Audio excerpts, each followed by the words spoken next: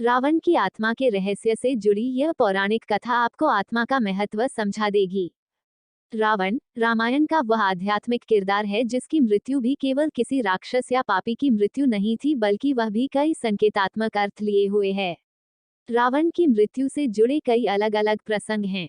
एक प्रसंग के अनुसार भगवान राम और रावण के बीच जब घमासान युद्ध हुआ हो रहा था, तो भगवान राम ने रावण को मारने का हर तरीका इस्तेमाल कर लिया था। युद्ध में राम जी ने तीर से कई बार रावण पर प्रहार किया और उसके शरीर के लगभग हर अंग पर प्रहार किया, लेकिन सब व्यर्थ जा रहा था। रावण को कोई क्षति नहीं पहुंच रही थी। राम जी ने रावण के सिर पर भी प्रहार किया, लेकिन शीश पर प्रहार करने से रावण का शीश कट जरूर जाता था, पर दूसरा शीश आ जाता था। राम जी ने रावण को मारने की सारी कोशिशें कर ली, लेकिन रावण एक उच्च आध्यात्मिक आत्मा था जिसने अपने मौत के रहस्य को इस कदर छुपा लिया था कि राम जी भी उस रहस्य तक नहीं पहुंच पा रहे थे। राम जी केवल रावण के शरीर पर वार कर रहे थे, लेकिन उन्होंने उसके शरीर से परे विचार ही नहीं किया। प्रसंग के अनुसार माना जाता है कि राम के साथ युद्ध पर जाने से पहले रावण ने एक युक्ति लगाई। अत्यंत ज्ञानी और सिद्ध होने के कारण वह शरीर और आत्मा के रहस्य और भेद को जानता था।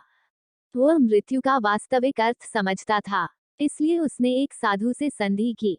उसने अपनी आत्मा को एक साधु के पास कुछ समय के लिए सुरक्षित रख दिया था। साधु का नाम अग्निनेत्र था। अग्निनेत्र को रावण की आत्मा की रक्षा तब तक करनी थी जब तक रावण युद्ध से वापस नहीं आ जाता। युद्ध के दौरान राम जी ये देखकर हैरान थे कि उनके द्वारा किए जाने वाले प्रहार का रावण पर कोई असर नहीं पड़ रहा था। लेकिन रावण की आत्मा का रहस्य उस साधु के अतिरिक्त राम के सहयोगियों में से किसी एक को पता था। उसने रावण का रूप धर लिया और अग्निनेत्र साधु के पास रावण की आत्मा लेने के लिए गया। साधु ने उसे रावण समझ रावण की आत्मा को वापस लौटा दिया, जिसके पश्चात राम जी ने रावण के नश्वर शरीर के अंत का अंत कर दिया। जैसा कि मैंने आपको ऊपर बताया कि इस कहानी का एक संकेतात्मक और आध्यात्मिक अर्थ भी है।